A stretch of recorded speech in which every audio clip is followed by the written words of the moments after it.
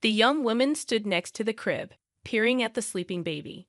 She couldn't bear the child and was ready to lose her cool. Of course, she didn't mean to harm the baby, but Sophia was quite fed up, especially with her mind clouded by alcohol. This child served as a painful reminder that her husband had been married before, and this baby was the result of their past love.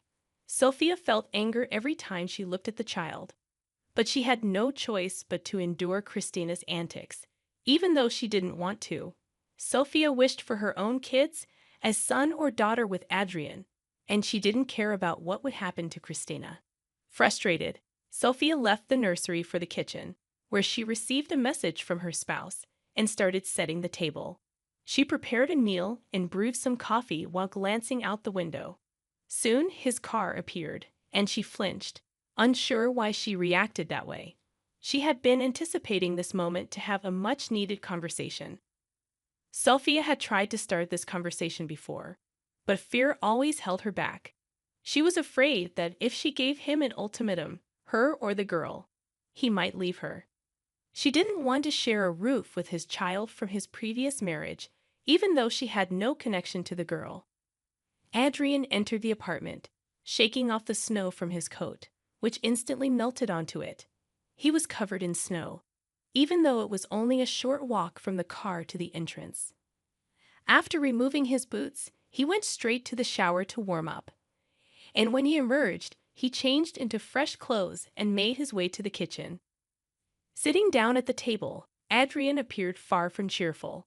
In fact, he had been in a sour mood lately, with work problems piling up and affecting his family life. He glanced at his wife, knowing she was about to start an uncomfortable conversation that wouldn't make him happy. Adrian brought the coffee closer and took a sip, immediately noticing she'd forgotten the sugar. She sat across from him, looking at him as if he should have known what this conversation would be about. Adrian, we're a young family. We should live on our own, she said, addressing her husband. She wanted him to make the decision himself and desperately hoped he'd agree to take care of the girl somehow, even if it meant not having children of their own. She just wanted to be alone with Adrian and get rid of the constant reminder of his late wife. Really, Adrian, we should have our own children or just be a couple. She's a complete stranger to me. Why do we need someone else's child in our home? You don't even deal with her. You don't interact or communicate with her at all. Why should I be the one dealing with it? She pressed, urging him to see her perspective. Adrian replied calmly, well, let's start with the fact that you're a woman. He felt anger brewing inside him, irritated by his wife's repeated conversations on this topic. It seemed she would continue until the very end. He continued, why do I have to listen to all this right now? You stay home all day, and I provide for you. All you're required to do is clean the house, cook meals, and take care of the child. That's it. Instead of saying thank you for my constant hard work, I have to listen to your complaints. Sophia, exasperated, retorted, yeah, whatever, Adrian. What complaints? I just want us to be a happy family, not like we took in a girl no one wants. I'd understand if you actually cared for her, spent time with her. But you brought her home like a pet, and I'm stuck dealing with her. Sophia calmly expressed her frustration, though there were hints of tension in her voice, like she was on the edge of losing her cool. She had promised herself to keep the conversation civil this time, hoping to avoid the outbursts that hadn't worked in the past. She was desperate to get the girl out of their house. Their talk grew louder and more intense, and the little girl, whom Sophia thought was asleep, was actually wide awake. She cracked her door open and overheard the heated discussion in the kitchen. Quietly, she dialed her father's sister's number, which she had memorized. Her aunt had made her remember it for moments like this. As Christina spoke to her aunt, Carolina, on the phone, she shared what was happening at home. Carolina listened carefully, but had her own thoughts in mind. She assured the little girl that she would handle everything and told her not to worry. Carolina also instructed Christina to delete the call from the phone to keep it a secret. Christina hung up, erased the call, and returned to her room, still hearing her parents argue in the kitchen. She didn't understand her place in their lives. She loved her mom dearly, but she wasn't there anymore. All she had was her dad, who seemed indifferent, and her stepmother, who couldn't stand her.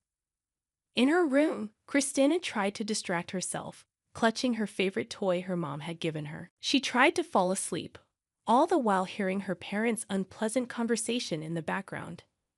The discussion in the kitchen continued, causing discomfort for everyone involved. The man grew increasingly irritated. After a long and exhausting day at work, he just wanted peace and a quiet evening, free from arguments. He couldn't care less about what Sophia wanted to discuss. But Sophia was determined to finish the conversation, stating, "Adrian, you said you loved me when we got together, and you promised there would be no mention of the past. Instead, you brought a girl into our home. I want you to understand that she doesn't belong here. Can't you see it? What will become of her as she grows up? Do you know what happens to girls who live in a family where they're unwanted? They end up pregnant at 15. I don't want her burdening us with a child in the future because that's what will happen. She's not needed here. Don't your late wife's relatives have someone who could take her in?" Adrian was surprised that Sophia hadn't erupted into hysteria yet.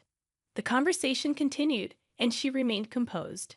Evidently, this talk was truly significant to her. "I'm her father, so it's my responsibility to take care of her. But I don't have time because I work. You're a woman. It's your job to take care of the kids. Besides, I'm not interested in having more children. So, if you want kids, we won't have any more together.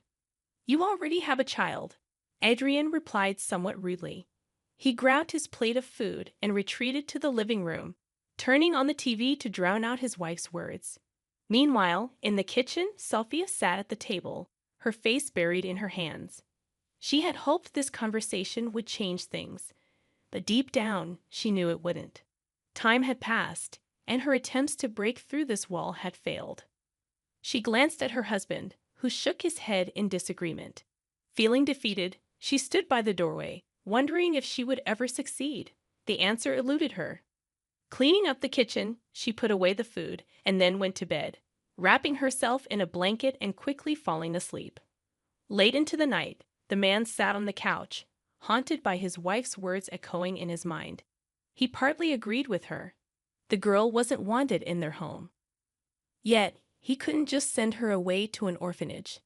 Days passed, marked by a biting cold that arrived unexpectedly early. Winter had come with a fierce chill, freezing everything in its grasp. The man kissed his wife goodbye and ventured into the snowstorm, bundling up against the icy winds. His wife watched, worried about his journey. Lately, she had been preoccupied with thoughts of his ex-wife's fate, a tragic car accident that left him with their daughter. The girl's presence in their home irked Sophia. She and her husband had agreed to send her away to a boarding school once she grew older. But Sophia didn't want to wait. Frustrated, she poured herself wine, trying to cope with the situation. Meanwhile, the little girl, half awake, stumbled in the dark, knocking over a glass and Sophia's favorite mug. Sophia's temper flared unexpectedly. She scolded the girl, her anger boiling over. Eventually, in her frustration, she locked the girl out on the icy balcony, leaving her alone in the freezing night. The little girl was only wearing a thin tank top, and in that cold weather, she quickly felt the freezing chill. What happened next is too scary to even think about. Adrian had a really tough day at work that drained him emotionally. To cope, he met up with an old friend, went to a bar, danced with young girls, and only after that did he go home.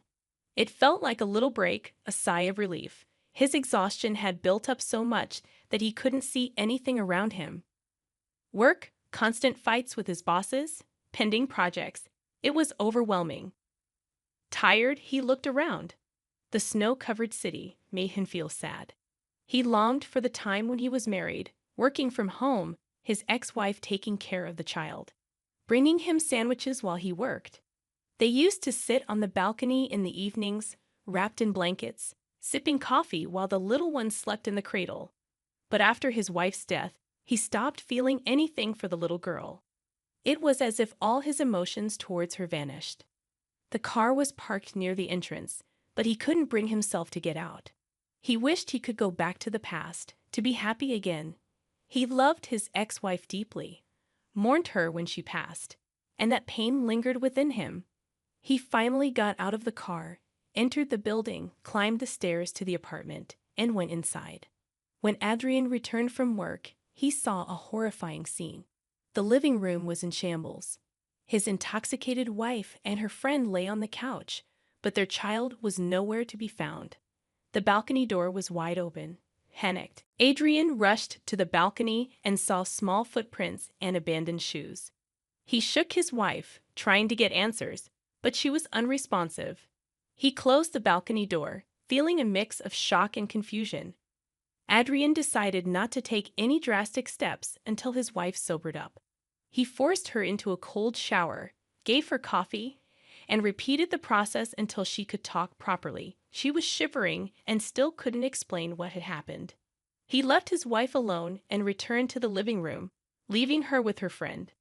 Adrian was shocked by what had happened.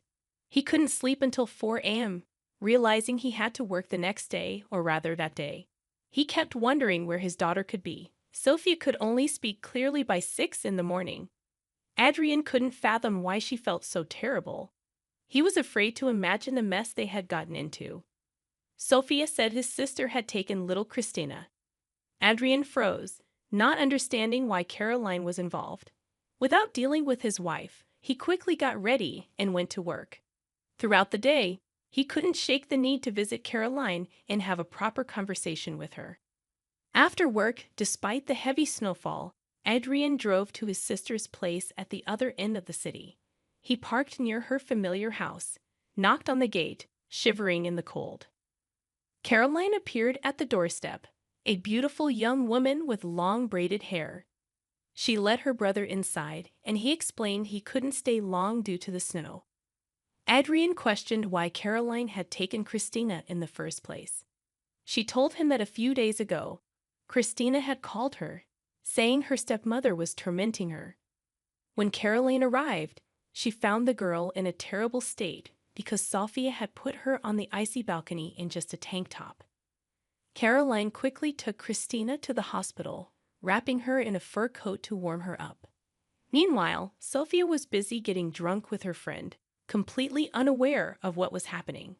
The doctor assured them that Christina would be fine, but they needed to keep her under observation due to severe hypothermia.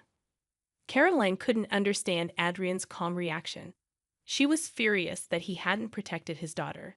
A real father, she thought, would have confronted his wife for nearly killing their child. Despite her frustration, Adrian didn't say anything, leaving his sister to question his lack of action. He told his sister, "I even agreed that we would send her to a boarding school once she reached school age, but apparently she decided not to wait. We understand that we don't need her," Adrian said honestly. Carolina was shocked but chose not to argue. She changed the subject, deciding that if Adrian didn't want the girl, she would raise her herself. She found herself in a similar situation in her own childhood when she was unwanted by her family. Adrian came back home the next day after work, feeling a strange mix of emotions. He looked at his wife, who was clearly worried about him. They hugged each other in the hallway, and she confessed her love for him. They spent a lovely evening together, talking, watching TV, and eventually making love before falling asleep. Carolina, on the other hand, stood outside the hospital, waiting for her niece. When she saw Christina being brought towards her, she entered the building. She signed the necessary papers, picked up the little girl, and carried her to the car. Christina felt safe with her aunt, not her stepmother, and began crying when she thought about going back. Carolina reassured her, saying they wouldn't return to her stepmother and father. She explained that they had decided not to take her, and she was going to be her legal guardian. Christina smiled, relieved and happy. Carolina felt a warm glow in her heart seeing the girl's happiness. In the following weeks, Carolina finalized the paperwork, becoming Christina's legal guardian. Her brother, Adrian, gladly handed over guardianship, even sending money as child support. He was willing to pay any amount as long as he didn't have to take care of the girl. In just 6 months, Christina started calling Carolina Mom. They built a life together, facing challenges but also learning from each other. Carolina helped Christina learn basic skills, and the little girl quickly became independent. She went to daycare happily, and they lived together, practically inseparable. Despite occasional disagreements, Carolina cherished the little girl and loved her dearly. The past didn't matter anymore. What mattered was that Christina was safe and happy.